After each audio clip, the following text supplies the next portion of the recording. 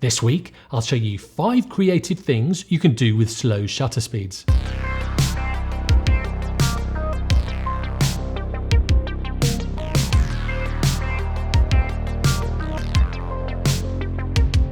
You'll need a tripod, an ND filter and a shutter release cable, unless you go out at dusk or at night where there'll be a lot less light about. Then you won't need the ND filter, but you'll still need the tripod and probably the shutter release. If you don't have the shutter release, you can always use the self-timer mode on your camera. If you need any of these, I've put some links in the descriptions to the ones that I've used in this video. When you shoot with extremely slow shutter speeds, you can start blurring out the clouds, and this will really give the sense of movement in your shot. You just need to be aware of which way the clouds are going. What generally works best is when they're coming towards you or moving away from you, instead of going from one side of the frame to the other. When it gets dark enough for boats, cars or trains to turn their lights on, it's normally dark enough for you to be able to get a much slower shutter speed so you can get these lights streaking through the shot, again giving that sense of movement. Then all you need to do is work out how to use these lines to lead in or through your shot in an interesting way. Make sure they don't shine directly into the lens, or if they do, make sure you control the aperture enough so they don't overexpose your shot. As you practice with this technique, you'll become more and more creative in how you use them. I tend to use these light streaks as leading lines in or through my shots.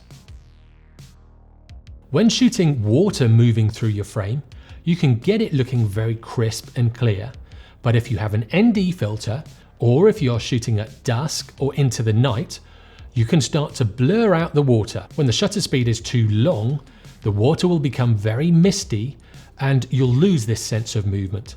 So what you need to do with this one is experiment with your shutter speeds until you get the sense of movement that you want. There is a sweet spot, and it also comes down to timing. If you're shooting waterfalls, I tend to shoot them at around about 1 second. If I'm shooting the sea, it'll be anywhere between half a second and 2 seconds, depending on how fast or slow the waves are moving. The best thing with this is to go out and experiment and see what works for you.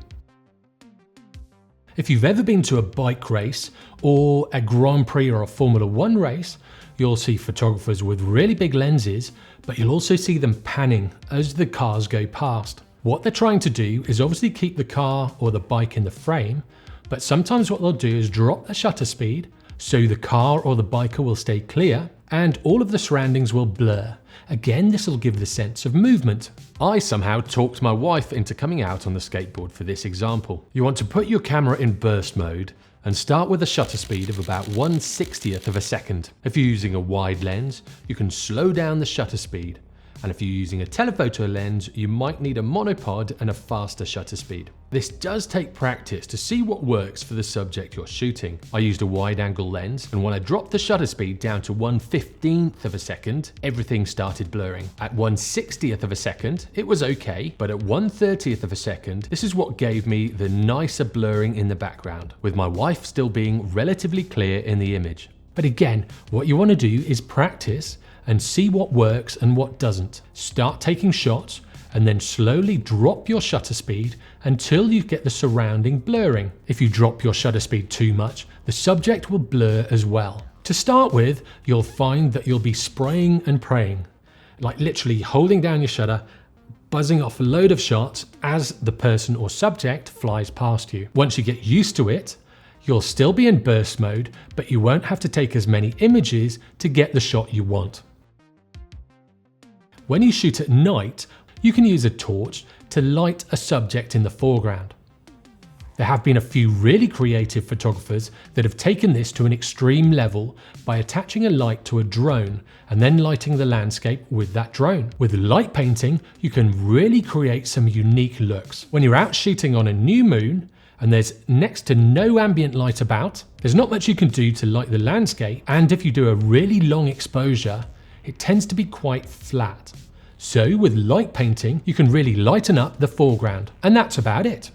Shutter speed is a really great tool, and when you start to use these slower shutter speeds, you can create some really unique looking images. If you want a more in-depth look at some of these techniques, click on the eye in the corner or the link in the description.